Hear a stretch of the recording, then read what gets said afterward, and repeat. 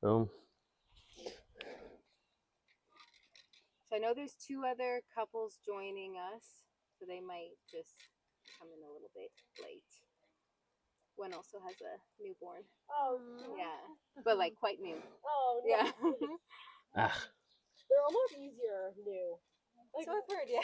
Yeah, we went on a road, like we went to our friend's wedding in London, Ontario. It was 2 weeks, and he literally slept the whole way. Like we stopped every 3 hours, took him out, fed him, changed his diaper, put him back, and he just passed out again. Where now, like we're lucky if he goes 30 minutes. okay, so that one might not hear us as good, but we'll have the audio That's from this okay. one. Okay. Yeah. Well, thank you first of all for showing up. That's it's a joy for us to have people come and people who are passionate about drinking, especially spring or wild water in general. And yeah, we're just more than happy to share what we know, and also like the other gatherings, I'm sure you all have knowledge as well. So we want this to be interactive. Ask questions, you can interrupt us, all of that. It's easier for us if there's like feedback coming both ways, especially a situation like this. If we're talking about things, ask your questions in the moment. Don't wait till the end or anything like that. Yeah. Okay, so we're gonna start out talking about water, and we'll just try to cover some basics and enlighten everyone to what exactly water is and what it isn't. So, does everyone know what water is? Like if we talk real basic science and stuff like that. What's that? So hydrogen and oxygen. So 2 parts hydrogen, 1 part oxygen. What happens when you burn hydrogen and oxygen together? You know what happens? So if you have 2 parts of hydrogen and 1 part of oxygen as a fuel and you burn it, so like a hydrogen bus, you know what happens? After it combusts, it turns back into water. So these elements are really base pieces to our planet. So the water is containing this hydrogen, and it's the most abundant atom in the universe, according to physicists and scientists. So there's more hydrogen in the universe than anything else, in our world, everywhere else. So this water, what else about this water do you think? Is it just H2O, or is there more to that? Do you think there's more than just the minerals? So yes, there's minerals. What kind of minerals do we think is going to be in this water? Or what minerals do you know of in water? Like I would say hard water is, something that generally people know. So what minerals are in hard when people say hard water? Chlorine? No? So that would be a halogen, a halogen. So the contaminants you'd have in your city water would be commonly halogens. So you'd have fluorine, chlorine, bromine. Something you probably won't find in your water is iodines. That's something that usually gets added in to our food and water as a supplemental thing, according to the government, that you should have inside of you, so that your iodized table salt. So we have minerals in this water, which brings me to the next point. Well, the hard water, the 2 general ones are calcium, lime, you could have rust, salt. It all depends. Depends what's in the makeup around the water, which brings me to the next point: is how often do you think you're finding pure water, like just H2O? Pretty well. Yeah. So even rainwater, or like the clouds, just the mist in the atmosphere, is probably not going to be pure water. It's going to carry other elements in it. So would you think this is pure water? Well, pure as in Pure, chemically pure. Would this be H2O, you think? It's not just H2O. No, it's not just H2O. So this water comes from aquifers way, way down in the ground. So the difference between a spring and a lake or a river, or a glacial spring melt or snow water. So this water comes from an aquifer. An aquifer is basically a big reservoir miles and miles underground that the water collects there as it percolates through the ground. So over time, it's going to go down through the earth and it's going to collect in this reservoir. And from there, it's going to come up through the earth's surface and pop out in the form of springs. So it's not sitting groundwater. It's not a lake where it's kind of just sitting on top. It's not a river running from somewhere else into the ocean. It's not just rainwater. This is water that potentially could be as old as the dinosaurs, or it could be 1,000 years old. A key reason that I drink spring water, and we'll touch on this now, is this water could predate human not well, it could predate human existence, but this water could predate industrialization. So all the chemicals, all the stuff we've done over time, and it doesn't even have to be industrialization. It could be something as simple as deforestation. So when you see Europe and you see the castles and you see rolling hills, that's not natural habitat. That's, you build a castle, you want to see surrounding as a defensive mechanism to keep people and enemies away. So you clear all the forest out. You use it to build your war machine, your kingdom up, your castles, your buildings, your weapons, your tools. So that's a reason you see these broad landscapes. We came from Europe here because we deforested it, we hunted, we fished out the rivers. So something like that, where you deforest and then you burn all the wood, you have acid rain, or you have, whatever the trees holding the landscape together, you get all this stuff leaching down because the trees are no longer there. So it's not just the stuff that we've done in the last 100, 200 years. It's also the just us messing with the environment. It could be mining. Mining's been around for thousands of years. We pull this ore up, we dislodge it from its natural binding matrix to the rock, we separate it, and then you could have sulfur, lead, magnesium, like different quantities of minerals that will be able to percolate down and contaminate your ground surface water. So this water is going to predate all the damage and contaminants that we've done as humans in the last 1,000 years. So there's like in my journey, there's been a little bit of a difference of like going to one spring. So most of us are coming from Sudbury, so you would be coming to this same spring all the time. With a lot of my like long-term backpacking treks and survival trips, you wouldn't necessarily have the same water source the whole time. So other things that could potentially be in your water that I learned as actually beneficial and nothing to be scared of is, well, inevitably some soil particulate, or it could be clay, it could be Runoff. So for example, but like in the spring when I've come here, this pool here will be full of runoff off the road, any flat surfaces. As the snow is melting, it'll just run down here. It's the lowest point. Yeah. So it just naturally pools up here. And that's how this originally got made. So this tapped part of the spring here didn't exist. And I had been filling up in this pond for about 5-6 years. And I came one day in the spring, the pond was full of murky looking runoff, which it's questionable, contamination, blah, blah, blah. Not my ideal, but it is what it is. So I decided I was going to let it wait. I didn't want to fill up my water. So I came to this little spot, which was kind of just water sitting on top of the ground. And I just started digging. And I dug until I couldn't get my arm any deeper, and basically formed this spring myself. I hand dug the hole. And then when I came a month later, someone had tapped it, put all the infrastructure in here to design this. So this spring is not just like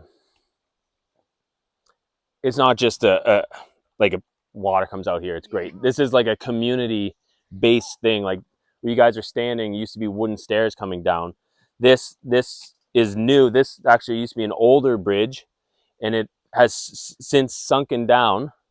Someone built another bridge, and so the locals are taking care of this area. I've seen the pipes been broken and repaired many times. When I first came, it was actually just a corrugated drain pipe that was here, and it was like that for a few years. So someone came and tapped it after it got knocked around a bunch of times, and it's transformed over the years.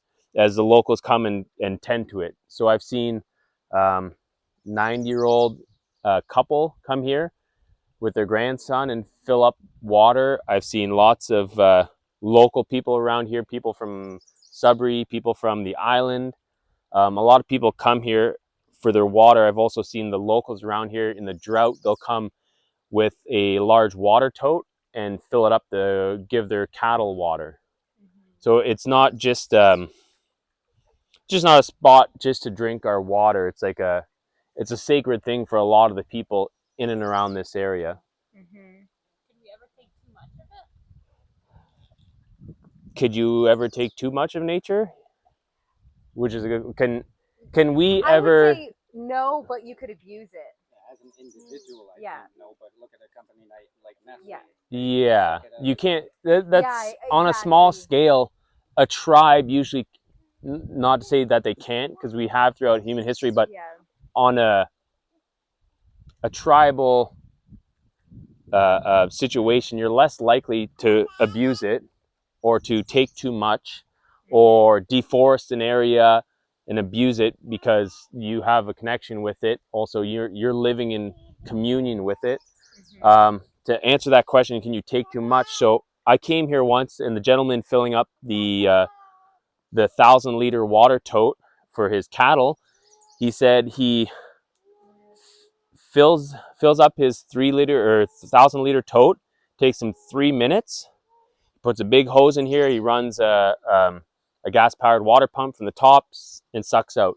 He put a stick in the pond, and he said after 3 minutes sucking a 1,000-liter toad, if you guys ever seen one, they're the ones with the little cages around them. He said after 3 minutes, he filled it, it went down an inch. So you can imagine there's probably about 10,000 liters a minute coming out of here, which it doesn't look like much is happening here, clearly, right? It's very calm, it's serene. Yeah, this is like 50 fire hoses going right now. And also, we have noticed the flow rate change different times of year. Yeah, so moon cycles, different stuff will change the flow rate here. Yeah. This is pretty good. Yeah. Also, yeah. also, so with springs, the way they work is they abhor sunlight. So you're not gonna usually have a spring in the middle of the desert. You can absolutely, and that's where you're gonna find your oases, but they want to be shaded. So what happens is we have springs all over the earth, but then we deforest an area that takes the trees away, takes the foundation for the spring, and takes the shade away that it wants. It wants to be protected from the sunlight. So it's drawn up through what people would say telluric forces. So if you want to say there's gravity, according to physics and science, for every force, there's an equal and opposite force. So if you have gravity, you have to have levity. So this is drawn up through forces that physics can't quite comprehend yet and drawn up to the surface. So it's coming up and it hits that sunlight. It wants to stay away from the sunlight. It wants to be cool. It doesn't want to be evaporated out. So this is shaded. It's protected. But if we deforest an area like Sudbury, I've found many springs in Sudbury just walking, and it'd be like, this is not, I know it's not coming from a river. I can tell by the temperature, a bunch of other factors that I've picked up on over the years of coming to springs, and I'll follow it, say a kilometer or two, and then I'll get to a point where it's maybe something similar to that, where it's just slowly seeping out of the earth, but not enough that I could make that my go-to spot. There's one actually on top of Adanac Ski Hill, on top of that hill range there. But problem is it's all been deforested. So what the spring needs to be protected is been all taken away. So if you were to go, say, to Europe or some of the older cities in Canada, they have what's called a spring house. So what they do, this is known for thousands of years. If you go to any of the old ancient European cities, they're all built around springs. So humans know that the spring water is more valuable than the lake or the river. So they'll come to a spring, and what they build is a spring house. So essentially it's a small building built over where they've tapped the spring water. So we'll often see, like if you look up spring water Europe or spring water, like, you know, ancient in Google or something like that, you'll see a lot of like little buildings like this big and the water just pours out. Or it'll be like a big building where they've covered it, protected it from the sunlight, and you walk in and they've built a pool where you go and collect your water. A lot of European cities are built around, like you'll go to the town square and like, oh my gosh, look, there's this fountain here, or there's this, and they have spring houses all over the place. I've drank from many springs all over Canada. There's an app called, not an app, a website called findaspring.com, and they take Google Maps and they overlay it with the locations of the springs, and then people can almost like Wikipedia. They can go put in their, you know, oh, I came here, it was XYZ, or like, oh, the town tested it, they don't recommend it, but I tested it and it was clean, or, you know, the city's tested it, they say it's okay for drinking water, or, you know, I've been coming here since I was 2 years old and now I'm 80. So like people can go and contribute and kind of crowdsource on these different springs. And I've used it when I've traveled down south. So I'll travel to Toronto and be like, okay, I'm stopping here this day. The next day I'm stopping here. If I'm here for 4 days, I'm gonna go to this one that's near my hotel. And then I'll kind of just sample test all of them. So not all springs are the same either. So we talked about the mineral content. You can run into springs in, there was one, I think Elmvale. It was in on the side of a farmer's field. It had a very sulfury, phosphorus taste. Not my ideal, but for the locals and stuff like that, it might be the best water they can get. But once again, if we look around here and you guys drove in, did you see any factories, any big industrial sites? There's farms around here, Yeah. but they're not big industrial ag farms that are flat monocrop fields that are getting sprayed with pesticides and all that. There's a lot of ranchers here, a lot of people just grabbing hay. So there's not a lot of surface contamination that can make its way into this spring. So I guess I'll go on the what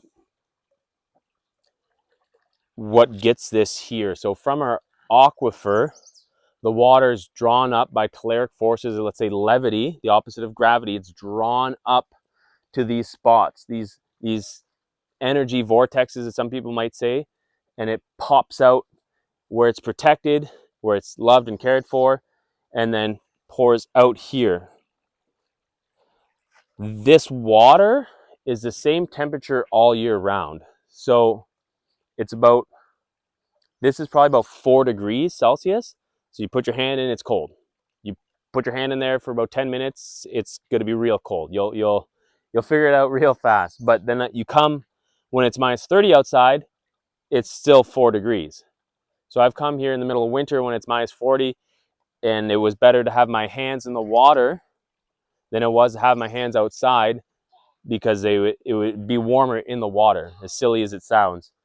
But so this is the same temperature all year round. So that's a key when you're looking for a spring, or you do find a spring in the forest or hiking, or you're out traveling and you're on find a spring, you find one. A good sign is to check the temperature. That's going to tell you that it's closer to the source. So an example where you might not have it this cold is, say, a mountain spring. So if you're in Killarney or you're backpacking somewhere, you might be like, oh, it's not like ice cold. It's cold, but it's not quite ice cold. So then you know you're not right at the source. It's coming somewhere downstream and you're a little bit further from where it's actually coming from, but it might be your only place to access it. So that's a good telltale sign of your proximity and quality of the spring. Another one would be, so I would come here, I would look around the pond.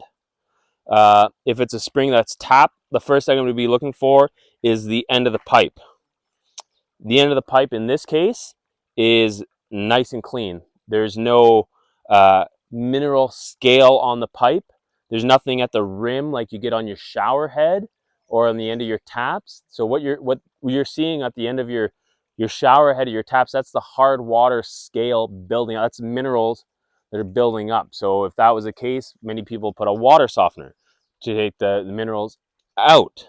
Or people see it in their kettles frequently. Yeah, in your kettles or your dishes. You run it through the dishwasher and you have a little bit of scale in there. You need to rinse it again before you drink from it. So that's a telltale sign I look for at a spring is, okay, do I have any type of scale? That's going to tell me what the mineral content is. Is it hard? If you wanted to, you would look for, so your temperature, you're looking for mineral scale on the pipe itself, around the pool. What's the water look like? Is it clear? And then I would, awareness of the surroundings. Well, the surroundings. So is it an industrial waste site? Is it, is there a factory? Is there a highway right there? There's one on the way to Manitoulin. I think it's on Spring Road. Yeah. But it's right beside the highway, so my likeliness to go to there when I could come here is pretty low. Another factor, once you start to become aware of it, is the structure of the water. So if you look at water long enough and you're noticing the way it moves. So water in a river, you can see it flowing over the rocks and stuff like that. You can look at this water and see how it's coming out, how it flows, how it's coming out of here. That takes a lot more time and just immersion in nature to kind of pick up on something like that. The feel of the water. When you taste this water, you don't taste a hardness or a bitterness. You don't get a mineral, a copper. You don't get a metally taste. So that indicates that this is very low total dissolved solids. So that would be a next step, is if you feel called to it, you can get a TDS meter, that's total dissolved solids, and it'll test water for the amount of things that have been dissolved into it. So a good number would be anywhere from, really good would be 100 and lower, and then over 100 and moving up is going to be more different array of minerals dissolved into the water. That being said, we talked about earlier, you're not going to have pure H2O in nature because water is the ultimate solvent. What it wants to do is pull things into it. So water actually has an electrical charge. So if there's a mineral right here with a paramagnetic charge or a magnetic charge, it's going to grab onto that and pull it in and dissolve it. So water always wants to pull things into it. That's a way that our bodies work. So the water is going to pull a bit of copper from this pipe. It's going to pull whatever minerals are in the ground as it flows up. And it's also not selective, so it will pull. It's not discriminate. Yeah. It's, the most loving, non-discriminate thing on the planet. So it doesn't matter what you are, who you are, what it is, it's pulling it in. So whether that's contaminants, whatever it is, that's why we have to be super aware and conscious of what water we're pulling in to our body, because it's going to pull whatever is in its surroundings. That being said, also a function of water in our body is to pull things out and flush things out and dissolve things in our body. So if you've been drinking hard water or tap water for your whole life and you start coming here, you might notice that you're peeing a lot for the first week you start drinking this, because as it goes into your body, it's pulling and flushing these things out because it's dissolving it. It's trying to, it works by osmosis. So if any of you guys are familiar with water filtration, reverse osmosis, osmosis is where you put one thing in and it dilutes, and eventually you have, one drop of red dye becomes a vaguely pink water. So it dissolves it overall in a homogeneous effect. It doesn't just, sit there in its little red ball of dye. It spreads out all over the water. So reverse osmosis, if you're on city water, is where it selects only the water molecule out of the all the other contaminants. I guess we could touch on filtration now, since I just brought it up. Sure. Yeah. So your filtration of your city water, your groundwater, lake water, whatever you're bringing that's not spring water, would be reverse osmosis, distillation. Those are going to be your more pure forms. The thing you're going to run into with those is distillation and reverse osmosis is very pure, chemically pure water. So reverse osmosis was actually invented for industrial purposes. It was invented for industry, so they can make more medically pure water to do industrial processes like separating chemicals, making industrial chemicals, stuff like that. They try to make something that they don't have contaminants in what they're making for whatever factory purpose they're doing, whether it's acids or whatever it might be. And then distillation, same thing. It's very chemically pure water. The thing you run into that is if you start drinking that water a lot, it's going to do the same thing. It's electrically charged, so it wants to grab the minerals out of your body, out of your tissue. So if you're drinking that for a long time, it's going to pull things out of you. And that's the reason some people have reverse osmosis in distillation, is they want it to draw things out. So if you've been on the shitty water for a long time, you might want that to flush you out for a while and clean you out. Another tactic that people use, if that's their long-term strategy for day-to-day life, is they'll put minerals back in. So it could be a pinch of salt. Some people buy concentrated minerals you can get at the health food store, and it's like a combination ocean minerals, so it's a wide scope. It's 80, 90 different minerals, and they put it back in there. That way the water is not so aggressively looking to dissolve things.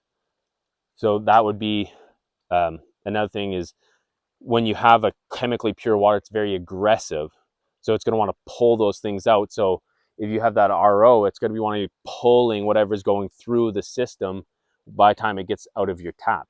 And then when it's in you, it's going to be aggressively drawing things into it. A downside with reverse osmosis is one of the things we want to get out of our tap water, halogen fluoride or fluorine, is its chemical structure is so small, it's actually smaller than water. So uh, uh, a certain volume of that is always going to make it through the reverse osmosis system, no matter how good it is. It just can't get it out because its structure is smaller than the water molecule itself. So it's always going to get through the RO system. Not to say that you're getting a big dose. It's very small dose in tap water, but now you're still getting some through your RO system. So good, better, best. It's not a, punish yourself or shame yourself for what you're doing, but that's just something to be aware of when you're doing it. And then next would be like a water filtration system for your house. That would be like a KDF, a few carbon filters. Some have RO, ultraviolet. Ultraviolet's for bacteria and things that will grow inside the water that'll come through. That's the reason we put chlorine and different types of chlorine, chloramines. We put those things in the tap water. That way, by the time it leaves the water pumping station to your house, you don't have things growing in the water on the way there. And then there's other things that are added to your tap water that are there to make sure your pipes don't scale up and rust as the water's pumped to your house, because it's an industrial mechanism. It's not a best for the people thing. It's a best that it gets to your house, you can use it, and it functions for the next 200 years. Not you're getting the best thing delivered out of your tap when you turn it on. So they need to make sure that there's certain things in there that you don't have scale build up on the pipes, and 10 years it's this big. They need to make sure that doesn't build up. So there's all these things added in there to stop it from getting funked up by the time it gets to your house. So I think for us, that's why yes, you could call this spring water. We also often call it like living water, because its unique composition. And when you start filtering in any way, you start to break down those parts. So then you're creating your own kind of version of it. So it's similar with plant medicine. Oftentimes, if you just isolate, so like in science, they'll want to isolate this one part of the plant medicine rather than working with the plant as a whole. And as soon as you start isolating or kind of separating, then there's other almost like not issues, but like there's like you take white willow bark and you pull the salicylic acid or your Tylenol, acetaminophen. You pull that out of there. Yes, it's going to work, but now it's going to be almost on a drug-like effect instead of it's similar to cannabis. You know, you start pulling things out of it and you get a more drug-like effect instead of this suite of chemicals and nutrients all working together in this synergy that have an effect that your body and it's more built for that, let's say. Or another example with like eating like animal meat, it's like if you're constantly just eating muscle meat, the whole medicine of the animal comes from the fat, comes from the organs in perfect proportion. So for me, it's like that when we're drinking water and we're not putting it through a filter and it's living in its form, for us, I would say that's like part of the best, like that's the best part. Or part of its medicine is not kind of separating and nesting and filtering it. So another thing that's going to be different about spring water, and it's going to lend itself more closely to lake or river water, more river. So the scientist Victor Schauberger, he was a forester and he lived in Germany and he spent years and years in the forest just observing nature. And something he took notice of is how the water falls over itself and rolls and turbines and does all these beautiful things as it's going through the river. So something that's different about this water, and even when you filter it, so if we get a pure water and all these different things, the analogy that was given to me is, you guys ever been to Science North or seen like the bed of nails? You put your hand in it and on the other side you see the handprint, right? So when I take my hand away, you still see the handprint, right? So my hand's not there. Well, when you filter your water, the chlorine, the chemicals aren't there, but the structure, the handprint's still there. So water is, everything's in formation, right? Like this board, the trees, the grass, everything's in a formation. And our body only uses information. So this water is in formation, but it's information. So the newest science coming out is actually that there, all these things that they thought they knew were actually wrong. Cell walls with fat. There's no lipid bilayer in your cells. There's, you know, all these things they assumed with the body, how DNA is made, how the body functions. A lot of it's being thrown out the window because now they're finding this new science of it's actually water electrically charged that's doing a lot of stuff in the body. Like one of the most current things is the heart's on a pump. It would be impossible for a heart to be a pump because by the time it gets to the end of my finger, it would have to be shooting across the room at the pressure that it's needed. Imagine trying to push water to a moose's toenail.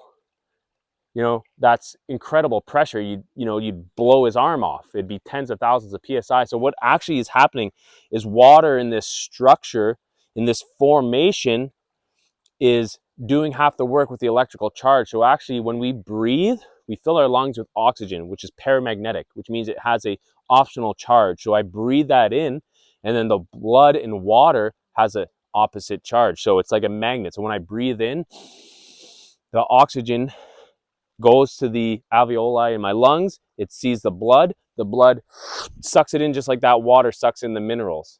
And then your blood's oxygenated, and then it pushes through. And when I exhale, blows out the carbon monoxide. So this function of the electrical conduction and the water in our body and the structure is what makes a lot of things happen. So they're finding out that this structured water is actually what our body uses. So an example told to me was, when you start drinking this spring water and you start flushing out, what you have is, what your body's going to do is it's going to take the best water you've ever had in your life, and whether that's from your mother, because once the water's in your body, it can structure it. It can use the forces of nature and the energy and the frequency vibration to make that water what's called structured water. And then it's going to be going to your DNA and to your cells, and it's going to put the most important, best quality water you've ever had in your life, and it's going to put it in the most important places to protect you. And then when you start drinking this water, it's gonna be like, okay, finally, this guy, the girl is finally drinking some good water. Now we're going to be like, okay, I've been holding on to this water for 45 years. Let's grab some of this new stuff. We'll put it in there. We can get rid of this stuff. So our body wants this structure. It doesn't want just a chemically pure water. Trying to think of how else you Well, could. and the number of stories that we've heard from people drinking from this spring just around the area, oftentimes they were older people healing all different types of disease just from switch. And a lot of them were just like the only thing that they switched was their water. Or like they would have like, you know, they might do like another little switch in their life too, but they come here. Yeah. So that's been, I don't know, just like the stories of just showing how healing water is in so many ways. Mm-hmm. So with the structure of the water, I'm trying to think of a way I could relate to it.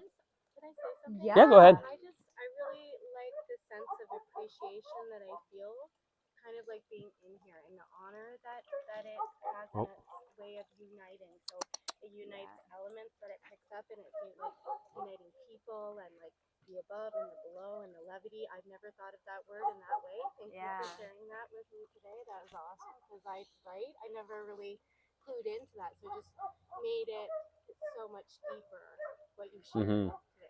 Yeah, and I think part of that is like when you start developing, we were speaking to this earlier. So oftentimes when people start harvest or like let's say harvesting for lack of a better word their own water, they start asking all these questions and all of a sudden they care so much about water, whereas like prior to that maybe they were just chugging tap water and like didn't care, and then all of a sudden these questions come up and these curiosities come up when they start actually deepening a relationship. And then beyond that, for us now, it's like this place, not just the spring, but this place and caring for the land here. Or also if we come and you'll see sometimes toilet paper or garbage, also just from the wind, maybe it's not people, like we'll pick up, and there's always a way to tend to care. And we have our own practices of how we give our gratitude. But part of the gratitude, the best way is to literally be a living embodiment of it. You know, the way that you know, do you smash the pipe when you come here? Do you, I don't know, like walk around or put, I don't know, pour chemicals into the spring? I know it's extreme, but like the way that you're tending to this place is the best way that you can show your gratitude. Coming back, do you think that the spring, if it is living, I believe it's living. Do you think a living being or essence wants to, you know, in some ways not be appreciated? I would say no. It kind of feels like a remembrance almost. Mm-hmm. Anyways, coming here and like connecting and going, yeah, that feels a certain way, right? It evokes those kind of things. Like, cause as you're saying, even like on a DNA level, waking up those maybe memories even of a time when. Yeah. Right? Well, think of where the memories, Right? what does this water remember from so long ago? So, that I would like, I'll touch on the Dr. Emoto's work. So anyone familiar with Dr. Emoto?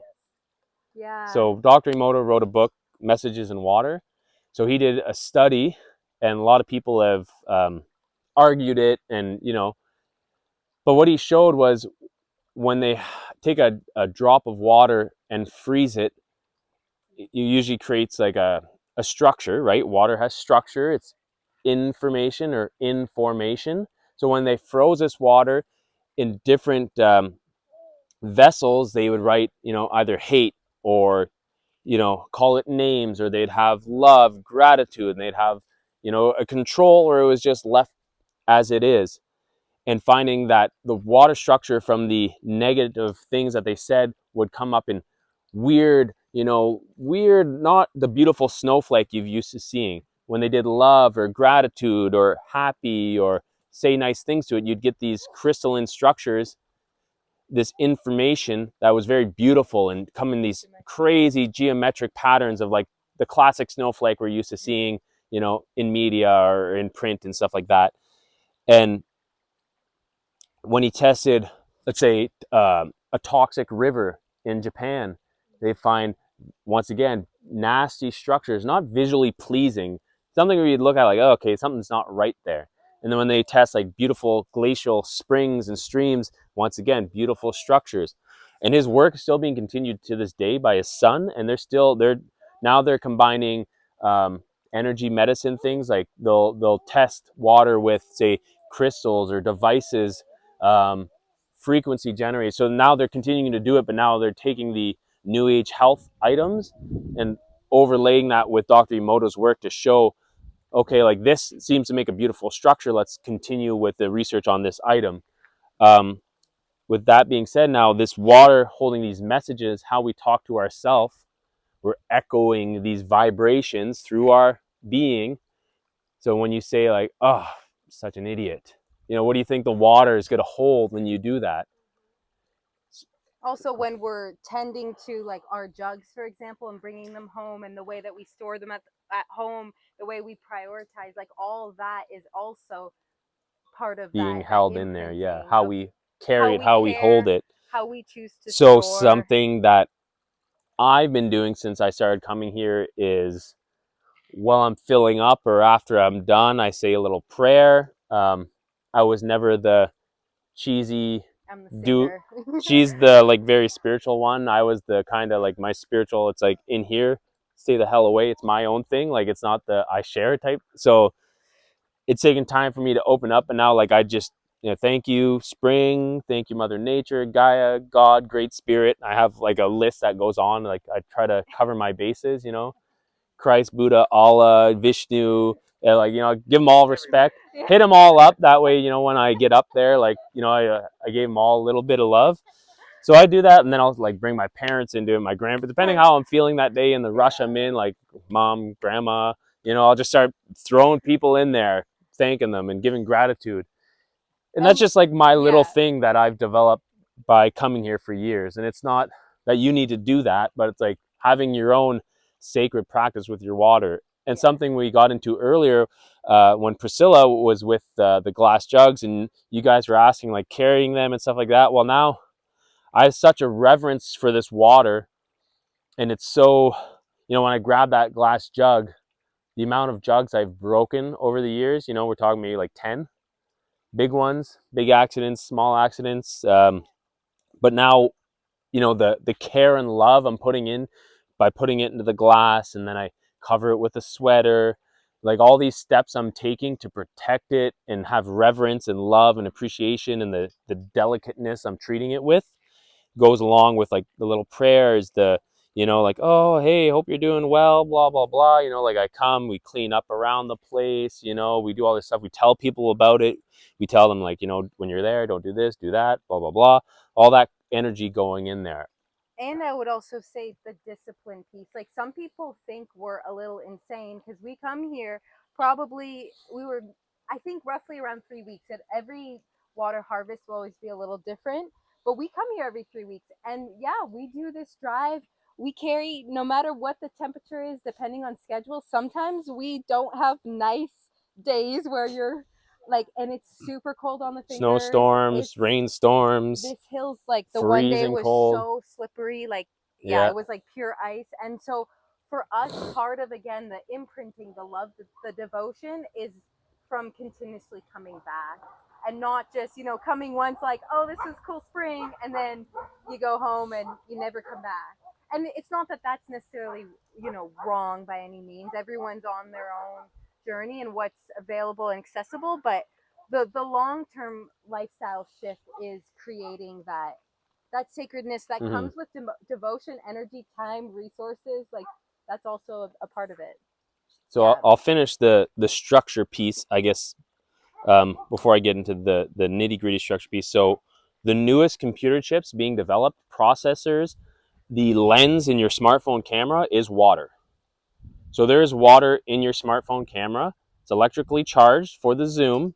There's not a zoom that does this. It's actually water with an electrical charge run through it that focuses it, and that's what's being used in your smartphone camera. The newest computer chips are using water. The newest processors are using water. So they figured out this information that ancients have known for thousands of years, is water holds memory, like Dr. Emoto talked about. And what they're finding is water holds infinite amount of information. So this water, like one drop of water, can store all the knowledge of humanity that's been put on the internet. So they're finding that they have an infinite ability to store information on water. So now the newest processors and all these, the hardware being developed, this is like the tip of the spear for technology. And what you'll usually find is nature always knew it. They always had it right, and we screwed it up. And then, you know, they'll take the long way away without saying like, oh yeah, like we found out thanks to nature and this and that, like they had it right. And oh, we went back to the ancient civilizations and read their stuff, and like we fucked it all up and we were wrong and they got it. But they'll be like, oh, thanks to science and we figured this out, and you know, in the laboratory. And it's like, they're like, they don't want to give credit to, yeah, we discovered.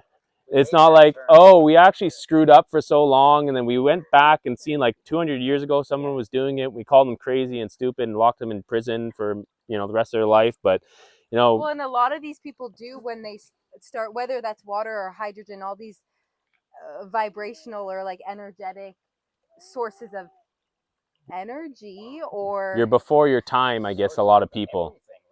Yeah, they kind of get harped on and crushed and pushed down as fast as they can.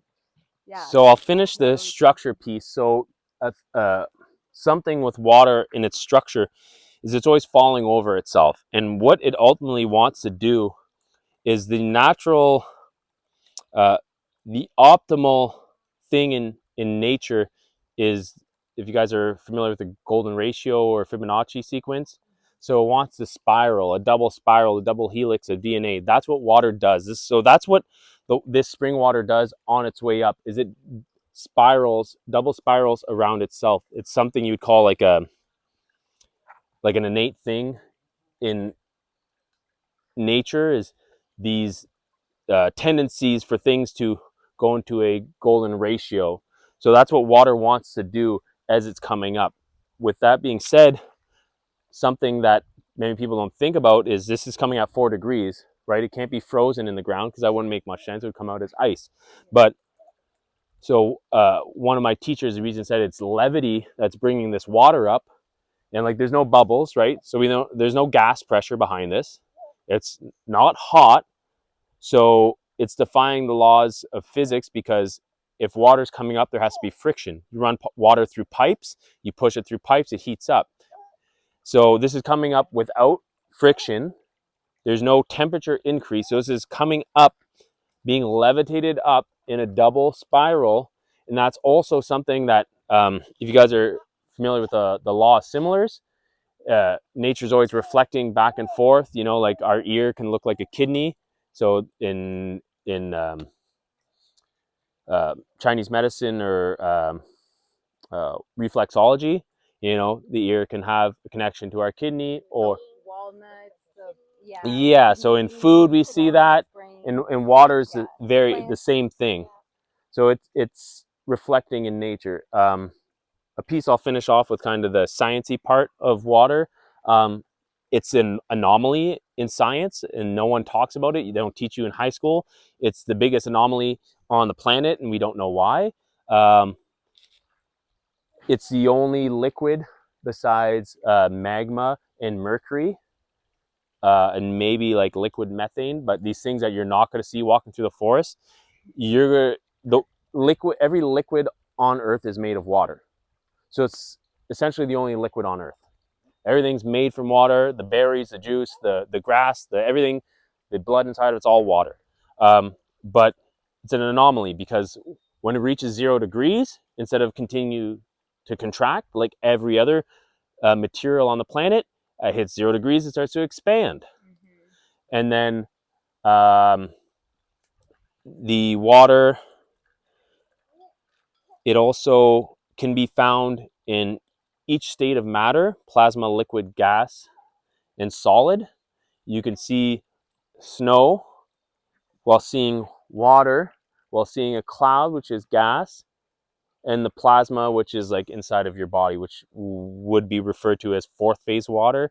And if you guys are interested in that, I could just go for days on that, but it's more geeky. Like I was telling you guys how the new science is finding out it's a structured water inside our body that's doing a lot of the processes. They're finding out water in a gel-like state with an electrical charge is doing most of the functions in the body that we thought were being done by chemical processes or organelles or all these different things. Now they're finding like, oh, we could throw half this stuff out because actually there's no sodium potassium pumps, there's no this, that, the mitochondria, this, it's like, it's all water. It's all water, and they're all finding it out now. And it's going to take probably 60 years by the time our GP hears about it. But like, that's like the tip of the spear, like the new science where people are in the lab studying this thing every single day, how the water changes from frequency, structure, all these different things. So yeah, it's an anomaly like that. You can find it in every single form. Every liquid on the planet's made from it. It has these weird properties, like it expands instead of contracts. It falls over itself. It can attract things. Like it's really an incredible substance. Besides all the esoteric spiritual things we can touch on, it's got these properties that just, it's mind-blowing that it's not like they sit you down in science class and be like, hey, listen to this stuff's insane, it makes no sense, we don't know why it does it, nothing else does it breaks all the laws of physics here, this, that. But yeah.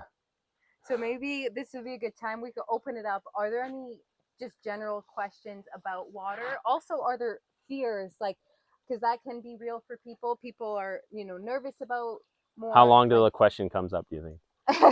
I don't know, maybe because I said it, people won't ask, but we'll see. Like, are there any questions? And then maybe we can shift into more of the like logistical, practical yeah. piece. Yeah.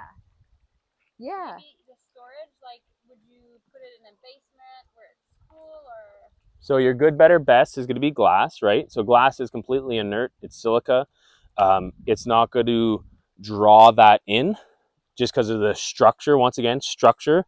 What's the difference between sand and glass? It's structure. The same thing. What's the difference between coal and a diamond? It's structure. They're both the same chemical makeup, but somehow they're two different physical structures. So the difference between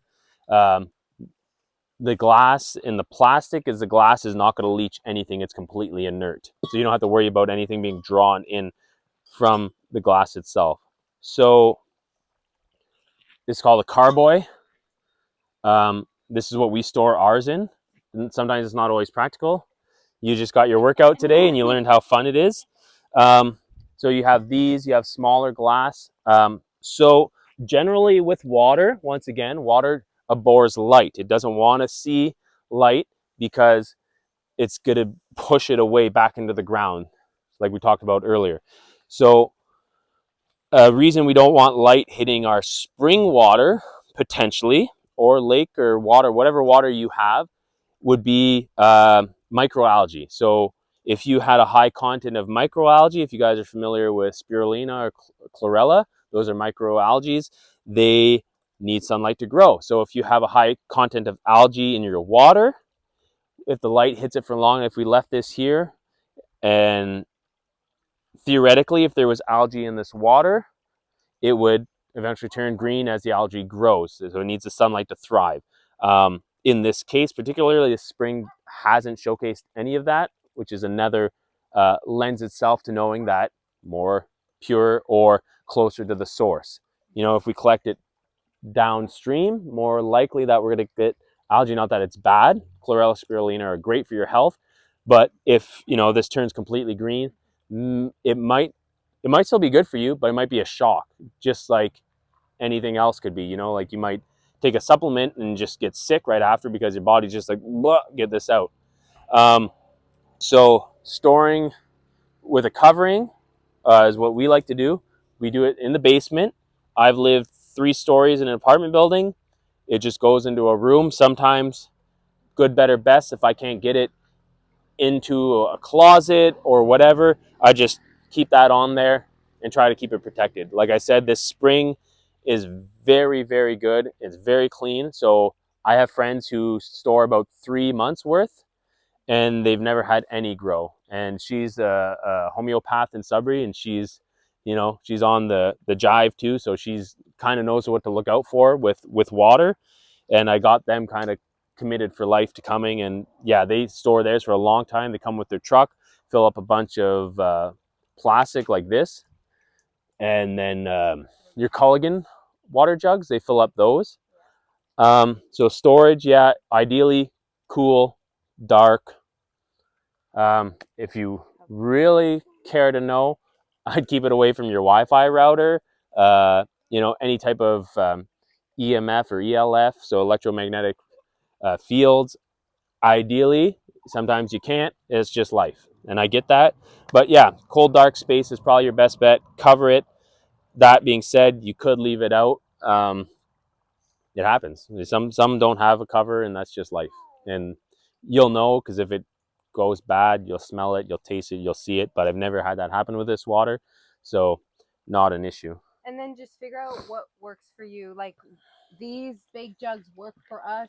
Some people love just like more of a smaller size. Again, plastic or glass, that's totally preference. These, so yard sales, obviously Yeah. grocery store. There was so many today. I think I saw 10 yard Of- sales on my way Oh, here. Hit 'em really? up. In the valley. So you brew wine stores, so a place where they brew wine for you, or you go buy you brew kits. That's where I found all mine, except a friend I bought a few of these from. These as well you can find from the wine stores. So these were like $5. This one, the glass around 25, and then you can buy the handles And the cork. and the cork separately. Yeah. So I'm pretty sure if you go to Stack, Yeah. put their beer. Yep, Oh, that makes sense. yeah. So wine, any type of brewing, they're going to use those for sure, because they have usually stackable plastic or wood crates that they can stack them up. I have a friend in Toronto. He runs a small cafe juice bar, and he grabs spring water and he fills up his vehicle like once a week, drives an hour, and then he runs his whole business with spring water out of these jugs. Yeah. Where was that cafe? It's Pharmacia. It's in the beaches area of Toronto. He's been there for a decade, I think. He's a really cool guy. If you ever go to Toronto, Pharmacia, so like farm, like a farm, Pharmacia, yeah, he's a awesome guy. He makes all his teas, kombucha, gin, like everything out of spring water, and it's really cool. So And then, can I just so Yeah. roughly? So we said we roughly come around every 3 weeks. We generally fill about 12 of these. Yeah, 12 of these ones, maybe 10 yeah, of these ones now. And then these are for the dog because we travel and we just have. So we probably do like 3 of these for the dog. It all fits in your car? Yeah, Wow. with our dog in a crate. Yeah, so yeah, that's generally our run right now. We don't come with a truck, so we just come with an SUV. So again, making it work with whatever vehicle you have and whatever works. Like that couple that do the 3 months, they have they fill up the box of their a truck with, and like, so and it's all plastic. obviously it's not going to break. So that's a big thing when you go to glass. I've broken many of these. So kids, like small families, this might be the way to go, because if they're running around the house and whatever, you know, it's a little more friendly for them to pour. Or if you're a small lady and it's sometimes that's easier. Another good tip with like kids, or if you don't, so we don't do this. We just pour straight from these jugs at home. But you can, again, depending on what jug size you get, you can buy those pump things. So a lot of people would do that. And I've never especially used with one. young- we never Caveat. did it. So if it doesn't fit, I don't know how. sorry it would for your work luck. with- I don't know if it would work with the glass, but you could. Work with those clay ones, so flip it upside down. Like I have a Yeah. clay Oh, one like there you that. go. Yeah, you could do that. Yeah, you could do that. So we just don't do that. Oh, yeah. But there's so many options, especially because we talked to some friends like with kids, and they're like, that, you know, that's Not hard to get practical. your kid. And if you make it easy, so yeah, you can do the flip one or the pump one. So there's lots of options, or just do smaller jugs. Yeah. You know, So once it again, work. good, better, Yeah. best. Pliable plastic, that's where your BPA, if it says BPA free, it might have BPS. It's another bisphenol chemical. It's a plasticizer that makes sure it's either hard and durable or it's soft and you can do this. Yeah. So that's what, when people talking about BPA and BPS, they're xenoestrogens. So it means it mimics estrogen in your body. Usually if they don't have BPA, they have something else, a plasticizer that makes it pliable or not breakable. So the more pliable the plastic, the more likely that's going to have those chemicals in it. So like a Ziploc bag or something like this, you're going to be more likely to have that. Your Culligan recyclable jugs that you put a down payment on, those are a harder plastic, and if they've been used a bunch, you're less likely to leach more. if you use plastic, same storage ideas. So plastic is photodegradable. It's not biodegradable. Plastic doesn't. So when it's plastic gets thrown in the garbage, it's kind of hilarious because plastic doesn't break down. It only breaks down from sunlight. So sun is what breaks down plastic. So if you leave this out in the sun, that's you're gonna leach more. You're gonna get more breakdown. So good, better, best with your plastic. You said the clay. So another thing with clay or any ceramics, the thing you can run into with that, and if you're neurotic like me, kind of just forget about it. But like your crock pot, stuff like that, any clay cups, any type of enamel, they have chemicals in the enamels themselves. So it's always something to be conscious of. Like if you're going to get something to store your water with clay, at least make sure it's something that's either labeled or you know where it came from, because colorings, the clear coat enamel can have chemicals in it, so they can give it that shine and that finish. Next would be like a stainless steel. Good, better, best. That might or might not be a step up from plastic, depending what your health is like or what your disposition is like. These Yetis we've found are pretty decent. Most water carriers now are stainless steel, so you're gonna have nickel and different stuff like that, which is good, better, best. We don't get a metal taste from this.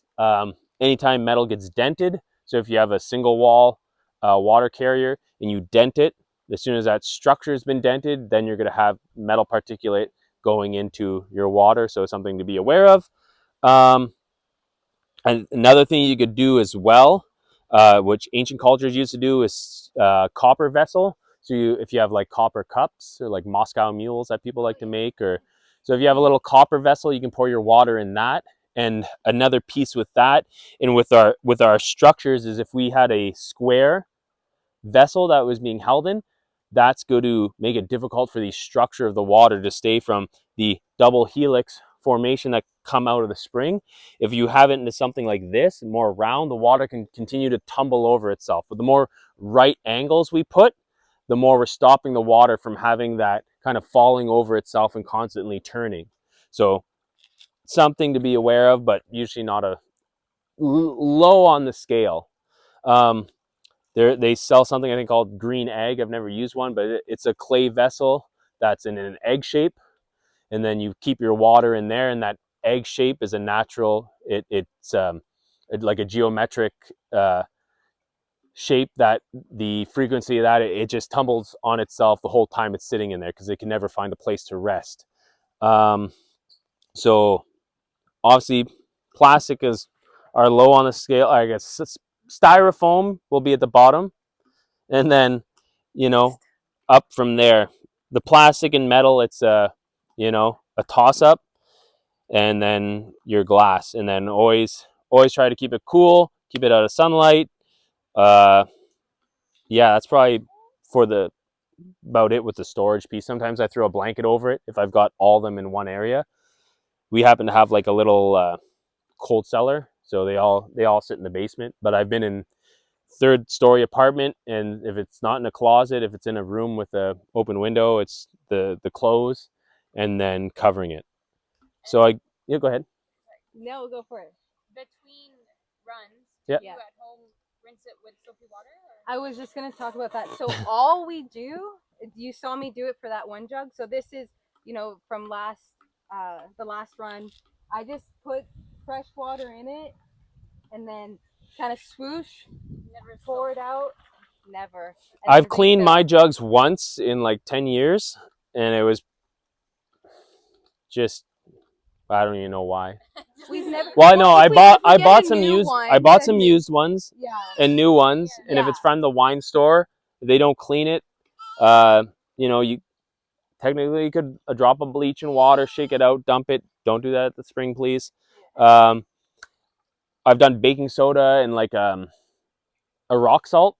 That way I had an abrasive, and the baking soda. So I had something aggressive, and then I had the rock salt so it could scratch things around if there was residue from like wine making. Sometimes you'll get them and they're all clean except a little ring on the bottom. Yeah, that's what I had. So I did put like dish soap yeah. with water. I think On the big scale of things, like big whoop, Yeah. realistically. But yeah, like when I've gotten them used like that, I try to give them a good clean. But like in between using them, I've never had the water change. I've never had it look gross or yucky. Before I dug the hole for that pipe, I'd have to fill up here, and I would just consider the leaves and the bugs and the stuff on top just good for the old immune system. So, you know, I feel like in big scheme of things, like what's a little bit of pollen and dust and some dead bugs, whatever, the silt, it settles to the bottom anyway. And I've never had it smell gross and never had it change a color, nothing. So with this spring, you're okay. I can't say the same with other springs because, like I said, I've gone to springs where they smell kind of gross. After a week, I'm like, I'm not drinking this. I'm back at home. I'm gonna drink my good spring water. And I guess that goes to the, like, just this overall arching principle is that, like, have your own experience. You know, if you harvest this water and you smell something and it's off, like, adapt to that. Just don't just take anything that we say or anyone what other people say. Just, you know, don't listen to us. Yeah, figure it out for yourself. Yeah, but have your own experience. Like, does this water make you feel better?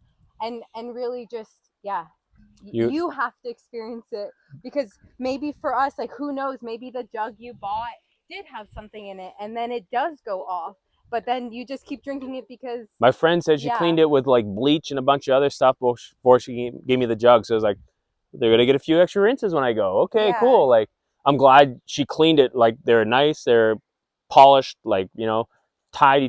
There wasn't the scum in there, so I was grateful because they were brewing wine with it. I was like, okay, well, knowing that, like, my neuroses, I'm like, okay, I'm just gonna give it an extra little, you know, couple rinses, so I don't want that in there. Do we want to talk about transportation now, or? Well, or just, yeah, I know a few people were here when we talked about the carrying, especially for the big ones. Okay, yeah. Because, like, yeah, the smaller jugs, that's easier, but if you want to just go over that. The handles you can get at a wine store where you brew your own wine. You know, like a little farmer's carry it works for me. It's not always the most steady, but when the distance from me to the ground is less, then obviously, like, I get wobbly going up there. I can just place it down. One I'll do is, you know, sometimes early in the morning and I'm tired and my back hurts, I'll lift it up like this, and then I got both hands on it. It's a little safer, and I can going up and down stairs and stuff like that. So that's generally how we carry them. Yeah, like, you can waddle through the house like that.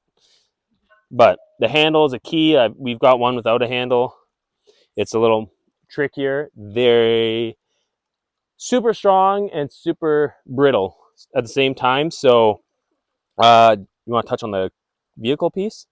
Sure, yeah. So and then when I started out with these big ones, I had life jackets around them. So I bought a pack of life jackets, and each of them had a little life jacket on them. That way in the car, if they did this, they smack around, they'd be okay. If you're driving onto an on-ramp, go for it, man. If you're driving onto like an on-ramp or something like that, they will tip over. So be conscious of where you've placed it. So if it sits behind the seats on the floor and there's nothing on it on both sides or in front of it, yeah, it could just tip over if you're going super fast or if you slam the brakes on. So what I do with these big ones is I'll put them on the seats, and then I take the seat belt, I click it in, so it goes around here, and it goes under here, clicks in. I'll take it, I'll wrap it around once or twice. And most vehicles, if you grab the seatbelt and you pull it out all the way, there's a locking mechanism, and you pull it all the way, it'll make a clicking noise, and you go back, it'll click, click, click, click, click, click, click, click, click, and that locking mechanism is like for kid safety seats and stuff like that. It's locked into place. So when I put it all the way back, it's locked in. It's not just gonna wiggle around while you're driving. So when we're driving, there's 3 on the seats, and they're all clipped in, and it's locked, and it's safe. It's not gonna go anywhere. You know, the seatbelt works the same as if you do emergency stop. It's gonna stop them, but if you're slowing down, speeding up, and turning corners, they can move around. So that's how I lock them into place in the vehicle. So that's a very And then key thing. behind Behind the seats, if there's some behind our seats, seat goes back all the way and there's something on both sides. That way they can't sway around and do stuff like that. So I'm always mindful of where I'm placing them, and that if there's a bump or whatever, that they don't have a chance to go any which way. If you have a truck, I put them in the bed of the truck and ratchet strap them all together so they're one solid unit, and either try to place them well, over the axles. So anytime you're putting weight in your vehicle, you want it over the tires, ideally. So like if you're going to fill up your SUV, for example, the more weight you put at the back, you can run into balance issues and stuff like that for driving. For our car, we had to add some air suspension to it because when we have the dog plus all of our jugs, it can really ass drops down. So that's just something over time. Like if you have a truck, it's probably not a problem, or if you have a bigger SUV, probably not a problem. But be aware where you're placing it in your vehicle, how it's secured, and where's it going to go if something happens. Like God forbid, if you have a car battery sitting in the back of your car and you get in an accident, it can go through your window. Same with your pet, or that's why we have baby seats. So be aware of where it could go and what's keeping it in place. That's just the good practice I do. And yeah, so we make sure they're secure. There's nothing that they can flap around. If we have, extra stuff, backpacks, cooler, like it all gets placed around so that nothing is a danger if we got to slap the brakes on driving down the highway. Because of course it is a drive for most of us, and so you want to be as efficient as you can with your time, and the time and energy that it takes to come here. So we do, I would say, stuff our vehicle as much as we can every time we come. So the make your own wine stores, you'll often find these used. If you can't, you can ask them to order them brand new, and then get the handles, the cork. I like cork rather than rubber. The cork do wear over time. They start to get a little funky. So yard sales, the brew yourself wine stores, you'll find those.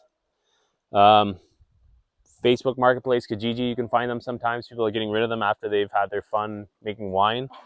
There's bigger ones called demi-johns that probably you don't want to mess with. They're really, really big ones for brewing wine. And then these ones, you can find. And one that we get sometimes is like your apple cider vinegar, or sometimes like big juices you find at like the grocery store. Sometimes we'll get those, and after you've used it, you've got something about this size. Maple syrup, yeah. So just glass jars that you buy for food, just keep those. So those ones travel pretty good. Like we've got a bunch of boxes for those ones, and I think those are from a wine store as well. So they're in boxes, they can stack, and they can be nice little squares for inside the vehicle. Like these plastic ones. Oh, go ahead. I was wondering, do you guys just enjoy your water at room temperature? Because I know that's better, but or do you? According to who? Who says it's better? I heard it's better for your body because then if it's at room temperature. Okay, go find room temperature water in nature and drink it and tell me how you like it. Well, it would be. Would you trust room temperature water out in nature? No, definitely. There you go. Well, does it stay at like cold temperature? Does it? But if it came from the earth, it would be that cold temperature, right? Yes. So in my journey with wild water, so this is beyond spring water. So I was in a survival situation where I drank from a lake. Like literally, I went on my belly and put my mouth at the edge of the lake. So talk about like particulates and maybe even invertebrates. Like, and there was obviously a transition protocol of how to adapt the body for that, because it's a lot different than drinking spring water. But yeah, I didn't get to choose what temperature that water was at. And some would argue that in the summer you would, drinking cool water is super refreshing. So it's kind of like the opposite to the Constitution. Or in winter, why do we love teas? But in that situation, it was late fall or early winter. The lake was frozen and I was drinking ice cold water.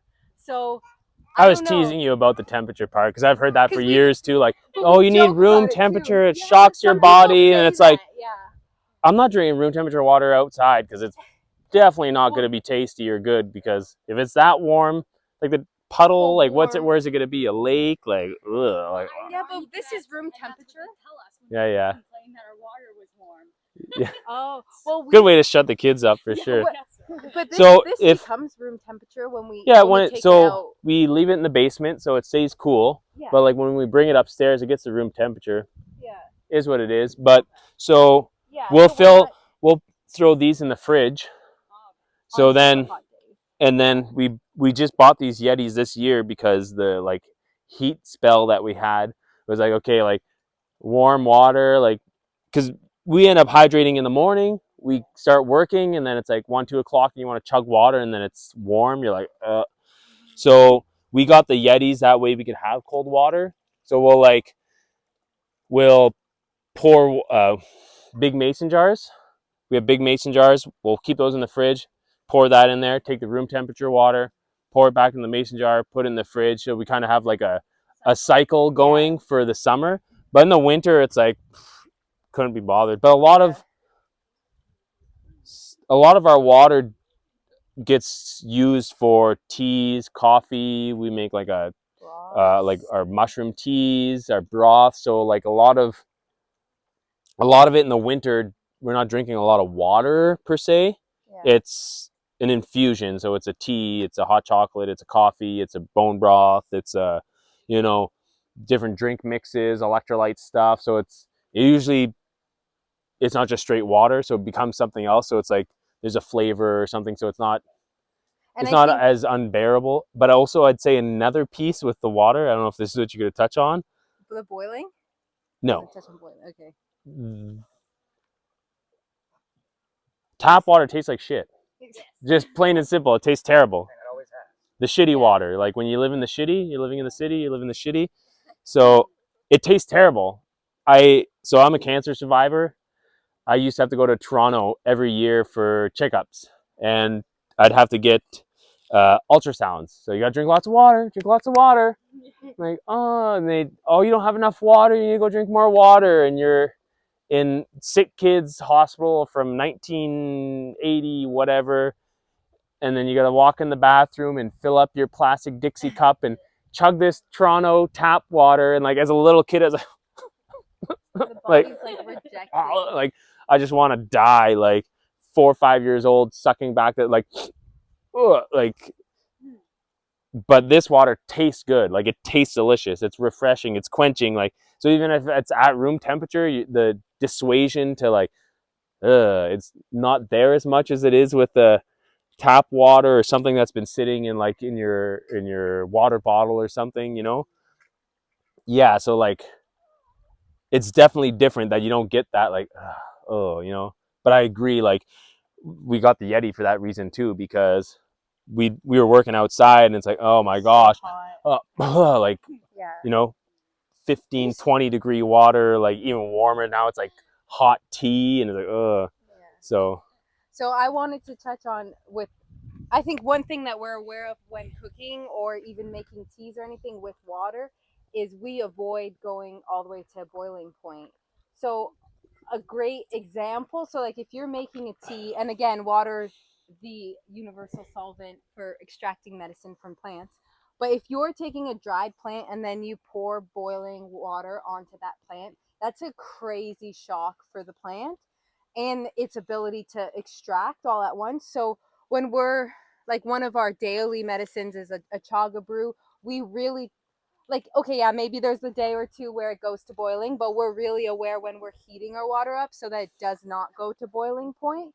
Because I think that boiling point is like we're changing the structure. So go back to structure, you're changing that structure when you start boiling. What are you doing when you're boiling it? You're separating the chemical bonds, you're exciting the elements so much that it turns to a gaseous state. So it's now we've separated it from that tumbling, beautiful, flowing thing to now it's chaotic. It's so excited now it's got to go into a gas. So on the structure piece, you want to avoid that extreme. Yeah, and you can taste it. So if you put this water, you could again try it at home yourself. Put it, boil it, then drink it after the boil versus before the boil. Totally different. Well, there's so much. Yeah, you could do like the tests where you feed a plant boiled water versus just this fresh spring water. So that is one structure thing, like just on a more cooking scale, that we do have an awareness of. Yeah. Any other questions? Any other questions? Keep them coming. They could be anything. Yeah. Yeah. So I just assumed that boiling water was good because our water's obviously worse than. Oh, this, I so see. the In that theory sense. behind But boiling you're boiling water for bacteria, Okay. but tap water doesn't have bacteria because they killed it all with the chlorine and the chemicals they put in there. Because if you had bacteria growing from the pump station to your house, you go to open the tap one day and it'd be slimy or it'd be gross or it'd be green. So they're trying to stop the algae from growing in there while it's sitting in the pipe, because if you don't turn your tap on for 4 weeks after vacation, it'd all be growing stuff in there. But if you have chlorine in there, nothing's going to grow. But So in a survival situation, if you're getting lake water and you don't want beaver fever and spirochetes and different living things in your water, you boil it to kill off the living things. yeah. So would freezing water kind of be the same aspect? Like you don't necessarily want to freeze the fresh water spring? For this, Yeah, well, Oh. same thing. You're changing. You're going to a structure change of the water. So I guess we when need it's to minus 40, this doesn't freeze. Yeah. So it lends itself to the structure piece again. Like, Yeah. how is it minus 40 outside and there's this much snow and it's still coming out like this in this form? Yeah. So that lends itself to its structure. You can freeze it if you want, like if you want ice Yeah. cubes or whatever. But We don't. once again, you're changing. We don't really freeze. We don't use ice cubes. But you notice that with food. So when you freeze food and then you thaw it out, it's not the same. Something you'll notice, like, and those water molecules are all so expanding. the and hydrogen, they burst, the right? hydrogen level of this water. So something that springs are renowned for, it's the amount of hydrogen. So that's a new thing in like the biohacking or the health world, is people take hydrogen tablets, they're hydrogen machines. They're trying to get more hydrogen because it's such a base level element that makes up so much of our body. It has all these healing properties and all these different effects. This water is extremely high in hydrogen when it comes out. So instead of being like H2O, there's probably like, 10 H's to the O coming out of this water. And that's what lends itself to its structure and its ability not to freeze when it's coming out. So when you freeze this water, you'll see it like, sometimes the ice cube raises up a little bit when you freeze them. Like this will come up, and I've seen it freeze with like ice like crawling out of it like this. Like it'll have a big icicle growing up out of it because there's so much hydrogen. Hydrogen is lighter than air, therefore it wants to levitate. Another piece of the water that helps it out of the earth is the levitation properties of hydrogen. So that's something you find in spring water in big abundance. So an example of how we talked about the spring houses and how the ancient people and our ancestors, they'd build the cities around a spring, build a little house to protect it. Back in like the early 1900s, they would have spring retreats. So you would go to either a hot spring or a cold spring. If you had cancer or you were super sick, it would be like a vacation. People would go like, oh, I'm going to the spring.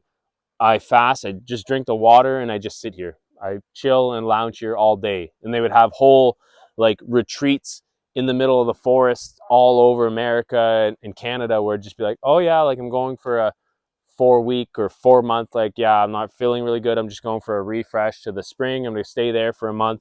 And you just fast, you bathe in the water, you drink the water, and like you're just here with this ambiance and energy. Yeah.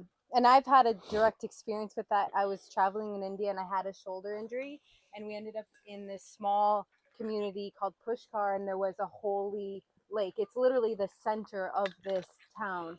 And I swam in that lake and my shoulder injury was all gone. And so for me, again, it's like I believe that because I had my like a visceral experience myself. I mean, you could believe it also from other people's stories, of course, but it's a bit different when you have that experience in your own body, in your own presence. Are you guys, any of you guys, familiar with Lourdes? With what? Lourdes? Lourdes? Yeah, so it's a sacred spring in France. It's one of the only places where science has they gave permission for miracles. Oh. So this is a spring that's very holy, that you go to France and there's like a all day lineup, and it's just a lineup. You go through, you pray, you touch the water, you get to drink the water, and it's one of the few places where science has allowed miracles on paper. So for the last, I think like 200-300 years, there is a priest who's a doctor whose job is to stay at the spring and document miracles. So he just sits there, you know, Brenda dying stage 4 cancer in a wheelchair. She came, instantly healed. We take down all this stuff. We send her back to her doctor, and they peer review and they say, okay, like, yeah, this is a holy spring. We, you know, they're definitely not advertising it, but it's one of the few things, anomalies, where they allow for miracles, and it's peer reviewed, and they have scientists and doctors that full-time monitor it, and the people who go through there and how they get cured. And the flip side to that, my friend was traveling in Europe and found an old spring house, and it's locked up, so nobody gets to harvest. There's a spring, I think, so downtown Manhattan, New York, that's guarded by military. So like, it's kind of crazy. Like, there's springs everywhere. Downtown LA, they're all over the place, and sometimes they're guarded, sometimes they're like in a spring house that's locked up where it's kept so people can't contaminate it. Yeah. And yeah, no questions. Go ahead. No, you go. I was just wondering, like, so it's coming out of there. Mm-hmm. Yeah. So there would be another one there, or? So it's coming out of the pond, but it's so saturated, it's so immense where it's coming out. So this was just a trickle. This is my attempt number 2. I wish the locals knew about me. So this little puddle right here, all it was like about this big, and I could just see water.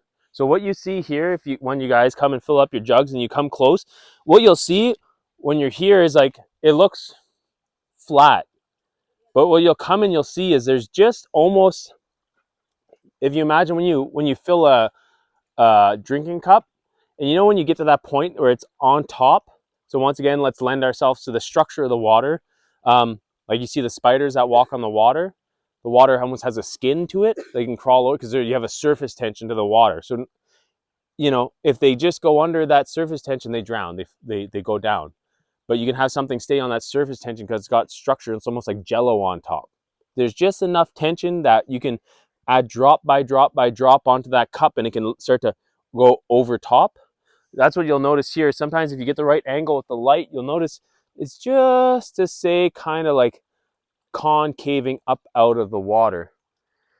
So like a little spot like that big, that's what was there. It was just, I could see a little tiny like pinhole.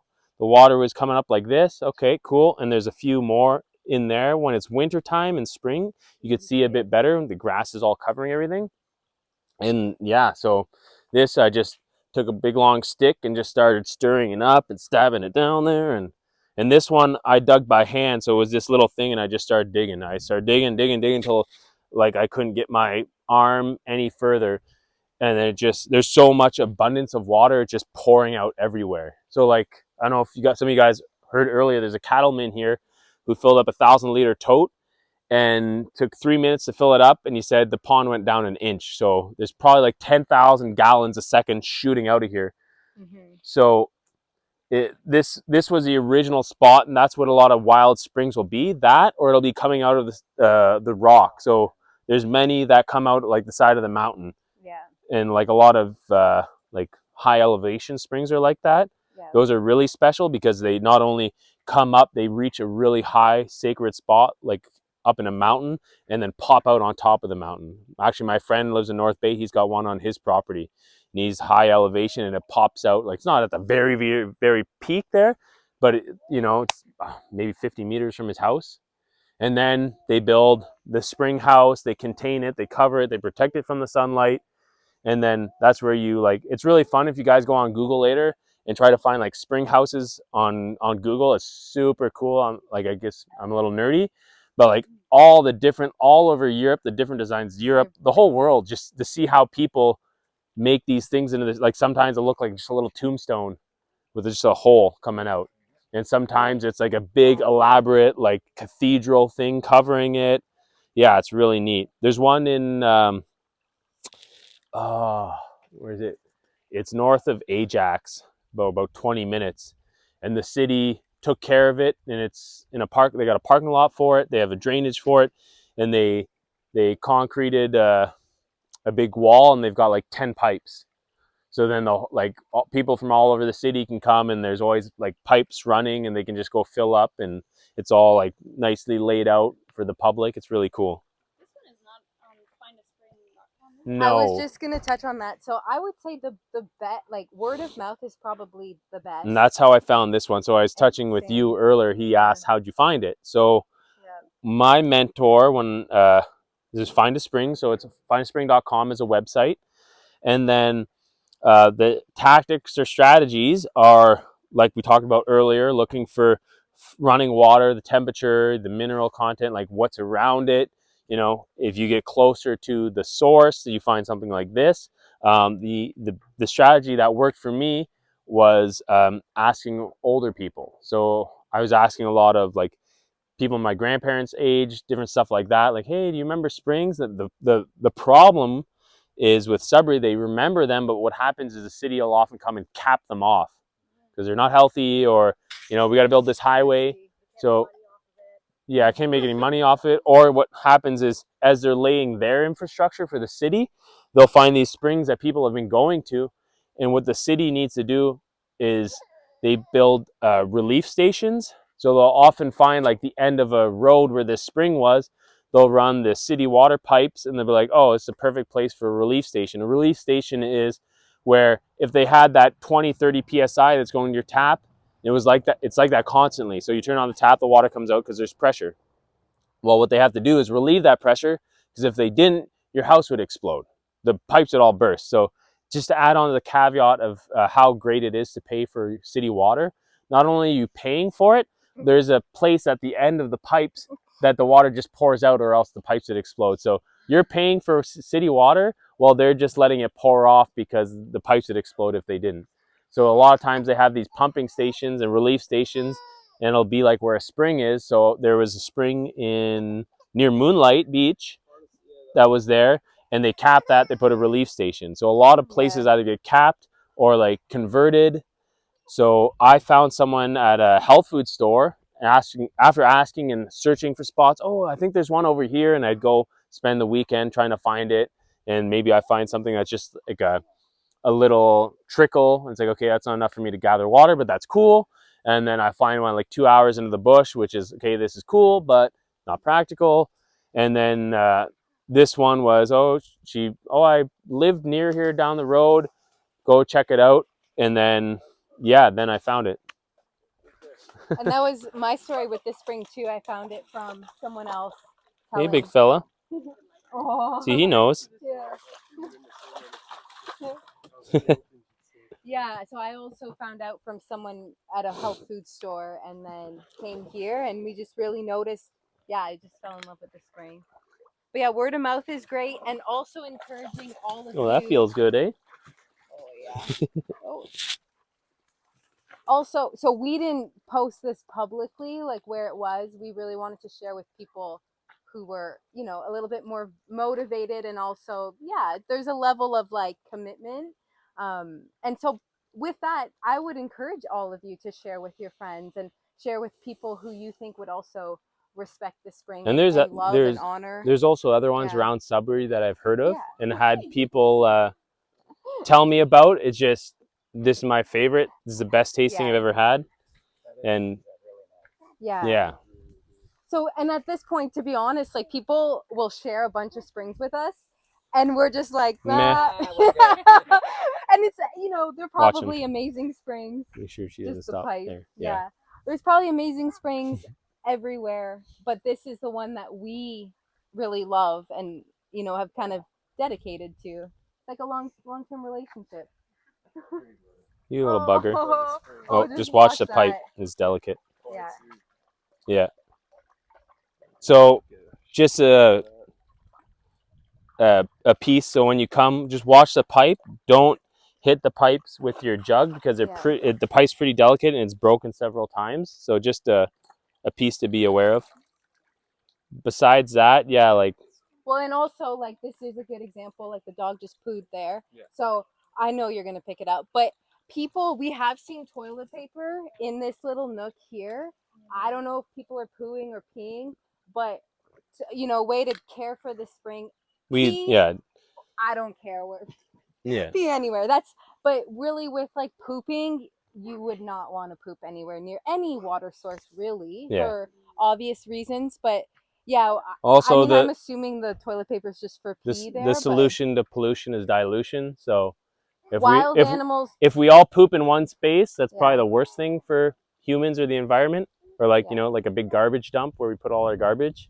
But, if it's spread out, it can dilute, nature will do its thing. But Yeah, because coyotes, wolves, whatever wild animals are going to come and poop along water, and so there, in some ways, it's like there will be poop near water, but it's the concentration that really creates the impact. probably feeling so good. Yeah, for sure. No. Any other questions? So with your journey, I've heard that you've been drinking out of this for like 7 years. Probably, I'm trying to think now, like When did 12, 13 maybe now. So did you start like spring water because you were just like fed up with finding like a bottled water that was acceptable, or did you like go through the bottled water? So I did the bottled water. I had a reverse osmosis system that I bought that went on the counter and onto the tap. What else did I do? I've tried different stuff, but this was the, like, as soon as I found it. So geez. Long-term like solution. Yeah, exactly. Because like I could filter and I could do all this stuff, but this is the best. Tasted the best. So why would I? And then it just became like a habit thing. So it was like, why go anywhere else? Yeah. And I was also kind of curious. What do you have an opinion on smart water? Like the bottled stuff? Yeah, or is that just kind of a mythy thing? Oh, so okay, well, for us, we would never drink that. Okay. If the only like bottled water that we've heard good things from someone that we trust. I've heard it all. I've heard everyone's terrible. Some are good. I've heard Fiji is good. Fiji. Is it Perrier, it's carbonated. Some of the carbonated natural, because some springs can have carbon in them. Like they have hydrogen, they can have other gases, sulfur and different minerals and gases. So some of the natural carbonated springs can be good because sometimes they'll be bottled and it's actual like a spring just like this. They tap it, they bottle it, and it's on the shelf as a sparkling or bottled water. Yeah. So those can be like, if good, better, best, that could be a good solution. But was it you who said recently, like on the bottle? So you want to say bottled at? Was it bottled at the source? Yeah, bottled at source. Yeah. So if it doesn't say bottled at source, and once again, it's tricky because now you're dealing with the system and like they could play their games and they're use words of art, as I like to refer to them. So it's hard to say.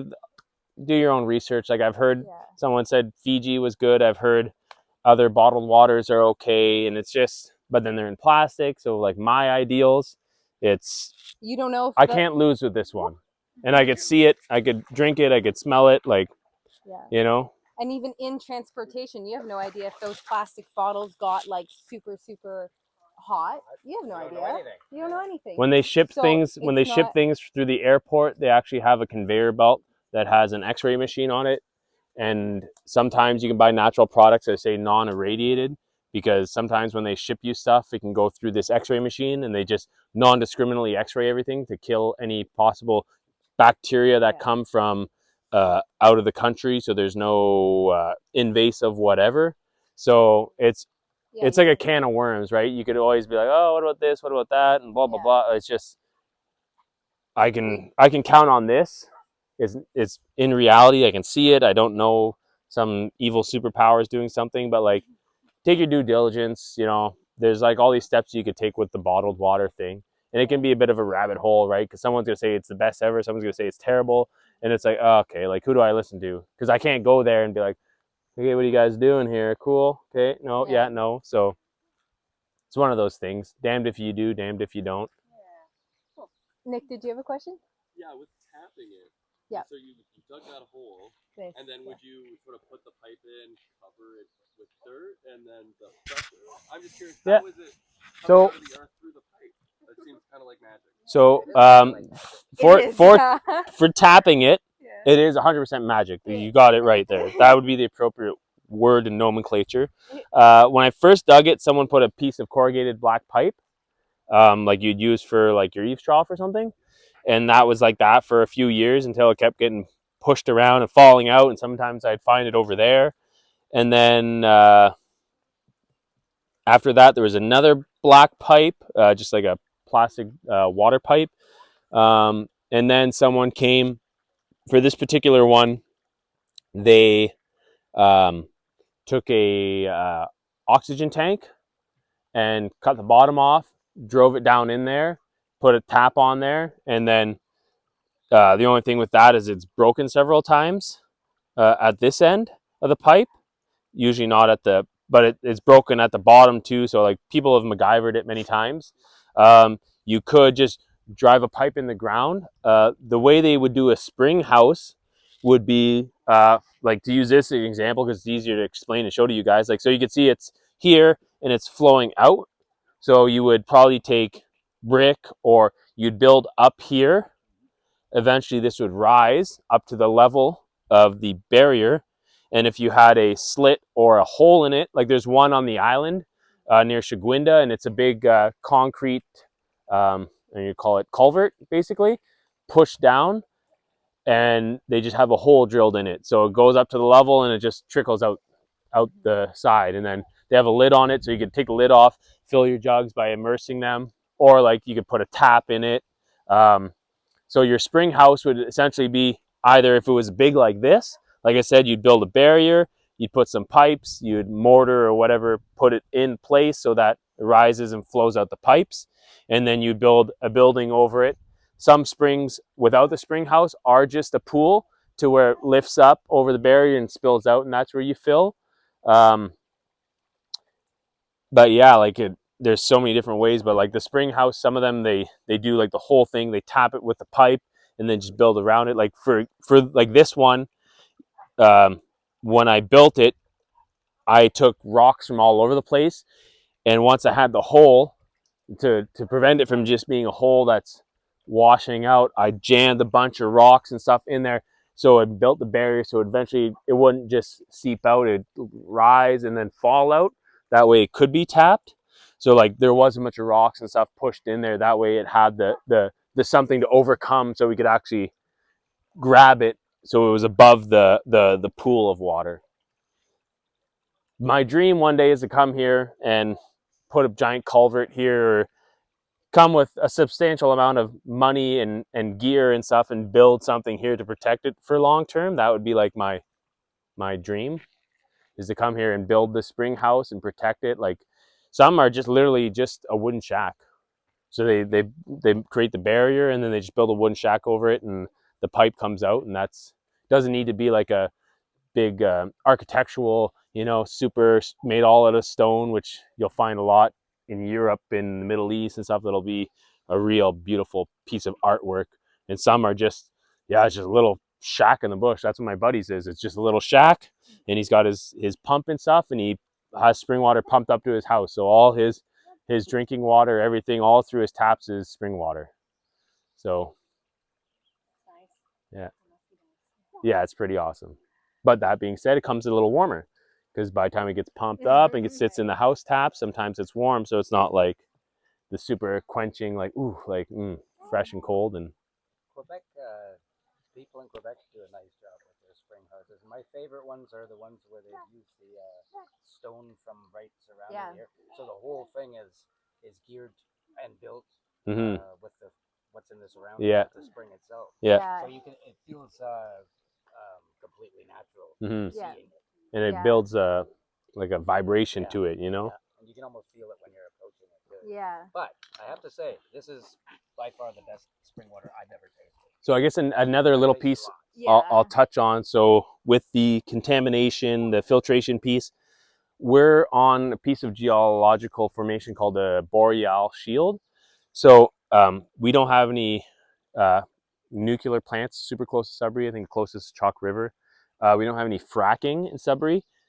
The only thing with Sudbury is the mining, and that's like a one-off for this area of Northern Ontario, because it just happens to be a mineral deposit there. But most of Ontario is like a mile or 2 mile thick sheet of granite. So that's like one of the thickest, strongest rocks you can have. So you can imagine for the water to go through that granite for however long that's going to take to percolate through the ground and then come back up through the granite. Yeah, I think it's going through like a thick sheet of rock right here. So they can't drill down for gas and oil because it'll just destroy their rigging.